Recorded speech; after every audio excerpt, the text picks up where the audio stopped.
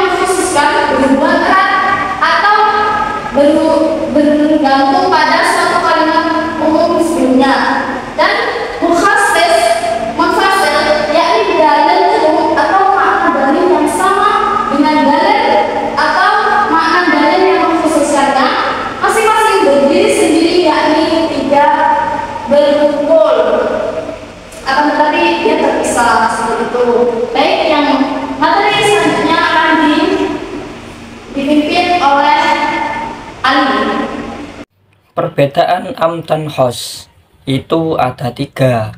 Untuk yang pertama, am itu menunjukkan makna umum, meliputi semua individu tanpa terkecuali. Untuk yang kedua, sedangkan khos mencakup satuan atau individu yang dicakupnya sejak semula. Nah, untuk yang kedua, berbentuk hakikat karena menggunakan makna aslinya. An-nas man istato'a alal hajj, berarti nanti akibatnya akan muncul satu tafsiran dari situ. Nanti kalau untuk khos sendiri itu berbentuk majas karena beralih dari makna aslinya. An-nas sama dengan Nuaim bin Mas'ud, atau sudah ada maksud yang tertuju dari lafadz an-nas. An-nas itu untuk ditujukan untuk seseorang di situ, bisa gelar, bisa golongan, dan juga bisa masyarakat secara khusus ya. Itu 3, yakni am korinahnya bersifat tekstual atau lafdiyah dan terkadang terpisah. Maksudnya tekstual itu yakni secara lafadz dia itu kadang terpisah. Nah, bisa kita temukan di Quran kadang-kadang itu nanti teman-teman di Quran terjemah apalagi ya, kalau bisa atau kalau bisa sudah menemukan lafadz am, itu nanti akan menemukan ayat yang dimana am itu sendiri kayak baris 1, nanti kelanjutannya ada di baris 3, yaitu am. Berarti kadang terpisah itu di situ. Sedangkan khos korinahnya bersifat rasional, akliyah, dan tidak pernah terpisah. Maksudnya sudah ada hubungan antara khos itu sendiri terhadap kalimat yang bisa digandengkan atau bisa disambungkan oleh penafsir itu sendiri, yakni al-akliyah, bisa dirasionalkan itu. Nah, bedanya apa dengan yang lafdiyah? Lafdiyah itu kadang kita harus mencari dulu, ini kita sangkut pautkan atau kita kaitkan di ayat yang mana. Kadang surat Ar-Rahman ada kaitannya dengan surat sebelahnya, Al-Waqiah contohnya, dan surat Yasin ada gandengannya dengan surat ini. Yang dimaksud gandengan itu apa? Ya itu tadi kayak penafsiran bahwasannya firman Allah mengatakan begini, kemudian ayat yang menguatkan itu apa, atau ayat yang berkaitan dengan yang dimaksud am itu tadi apa gitu ya. Mungkin itu dari perbedaan am dan khos. Kesimpulannya yakni am ialah lafadz yang menunjukkan pada jumlah yang banyak atau umum dan satuan yang termasuk di dalamnya dan memiliki ciri-ciri tertentu. Sedangkan lafadz khos atau khos lafadz yang menunjukkan arti tunggal, baik menunjukkan jenis, macam, nama, atau isim yang jumlahnya pasti, dan menutup kemungkinan yang lainnya.